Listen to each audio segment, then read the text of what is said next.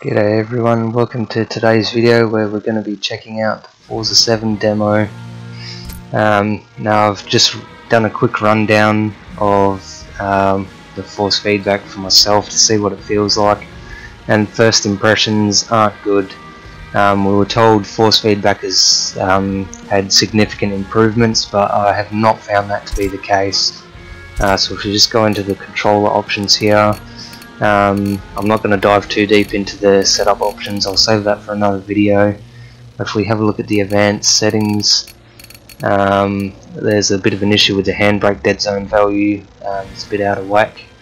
I haven't tested to see if the analog handbrake works, I'll do that another time, but my main focus today is just for the force feedback.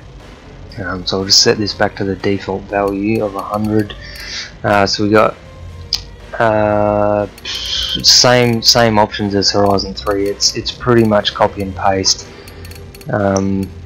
So I've run these settings on Horizon 3. It's pretty similar at least.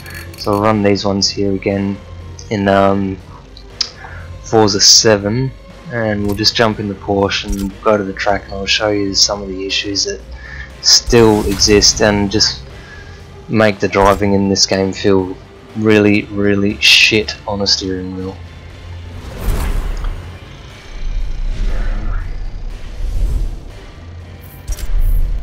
Okay, so if we have a look at our assists, we're running full simulation with just manual shifting without clutch, because we're using the paddle shifters. We don't need to try and complicate it with the clutch pedal. I'm pretty sure this car doesn't have one anyway, so that's those. So here we go, loading up the track.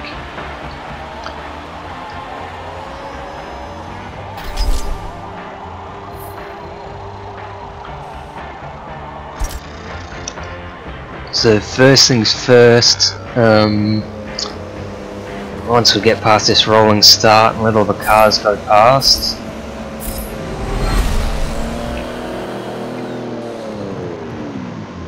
okay, and we still have the issue with the brake pedal where you can see I've got input on the brakes but the car's still rolling. So it's a low speed physics issue where the brakes don't work unless you're pushing them about 75% to actually stop the car, which is annoying if you have a load cell. If it's quite heavy, it can be very difficult to just get that final stop. Not as important in a game like Motorsport, but in Horizon it was very annoying. I can't seem to get the telemetry working. I set the button for it and it just doesn't seem to be doing anything in game. I don't know if it's just my setup or not, but I can't seem to get it to show up. But anyway, first issue is we still have zero force feedback when the car is stationary. Now this is where the force feedback should be pretty heavy, and it should just sort of stay in the position you turn it to, but it should be very heavy to turn. And the second issue I've had is the cars have way too much steering lock. If we turn to full lock and drive in a circle, the car almost rotates on the pinhead, which is completely ridiculous. The car must have well in excess of 45 degrees steering angle, which is stupid, because even using 900 degrees the steering ratio is completely thrown out because of the unrealistic steering lock. And the second issue is obviously the classical, once you pass the front grip there's literally no force feedback. So if we throw the car into a bit of a, the wheel just doesn't respond to what the car is doing, so it still has that constant feeling of being disconnected with the car,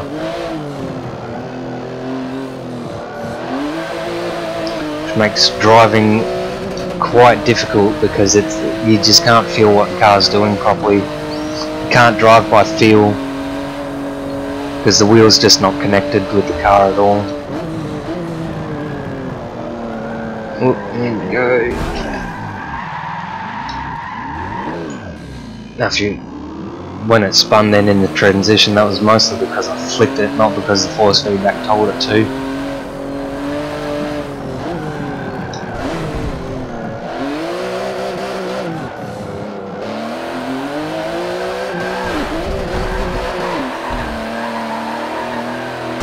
As you can see, the force feedback just doesn't react to the lateral load on the front tyres, which is, it's unrealistic, and I really thought they were going to fix it. Now, I made a video talking about the self-aligning torque of a car and the effect it has on the steering wheel and force feedback in the lead up to the release of this demo, and someone posted that to Dan Greenwald and asked if that had been fixed, and he said yes. Now, he has lied through his teeth, because it is not fixed. The aligning torque just does not work, which is a huge disappointment. I mean, I've stayed up so late waiting for this demo just so I could finally see once and for all if it's actually been fixed, and I can tell you without a shadow of a doubt it has not. It feels the same as Forza 6 Apex, just with a couple of extra sliders thrown in to mess around with the force feedback, which is basically just copy and paste from Horizon 3.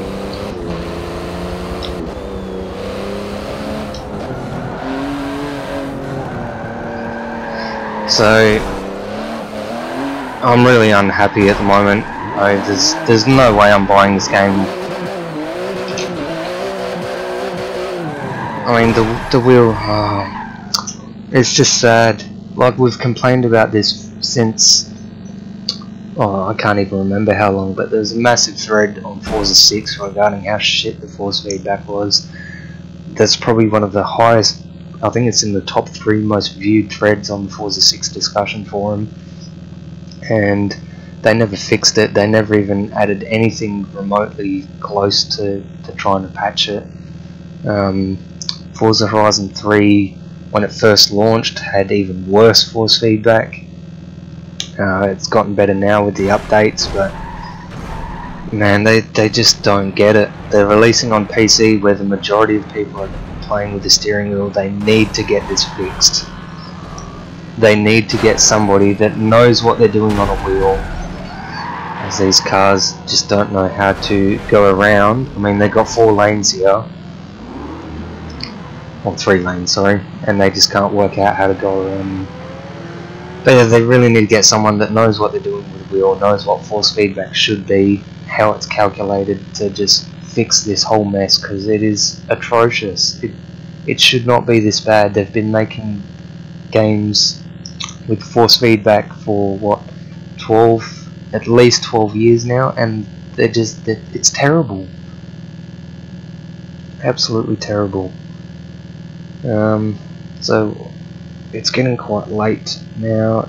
I mean, it's 2:30 in the morning. I'm supposed to be at work in about 5 hours. I've not had any sleep because I've just been going over in my head Forza 7 demo. I couldn't get to sleep.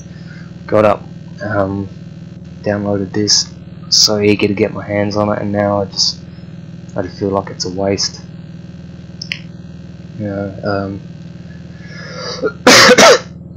Pardon me. It's disappointing as a fan, and it's disappointing just in general, the fact that they lied to us to tell us that it was fixed, and it's clearly not. And there's still clearly issues with not just the force feedbacks, but the car models with how much steering angle they have. I mean, the animation on the front wheels doesn't even match the actual angle the physics are turning at, which is very deceiving. I don't know why they do that.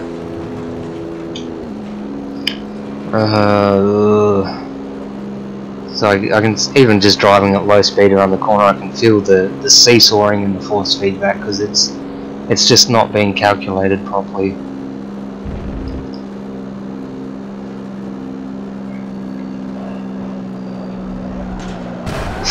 Even at low speed, with the force feedback, will make the car spin out. So what are we doing? 50 mile an hour. Just give the wheel a little flick. Actually, we might need to go a bit quicker. Try 60. A bit quicker. Just get around onto the straight. So basically what should happen when you give the wheel a bit of a flick, the force feedback should try and self-align and keep the car going in a straight line. get to 80, give it a little flick.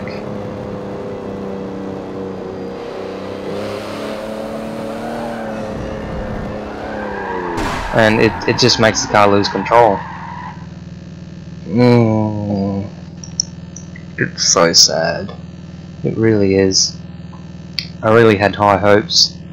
I had my fingers and toes all crossed that they'd actually lived up to their word and fixed everything, but just shattered my dreams. So I'll be doing another force feedback analysis video like I did with Forza 6 Apex. If you want to check that one out, the Forza 6 Apex one, I'll leave a link in the description. But for now, that's going to wrap up the video. If you found it useful, give it a thumbs up. And if you want to see some more future content on the force feedback analysis, just hit the subscribe button.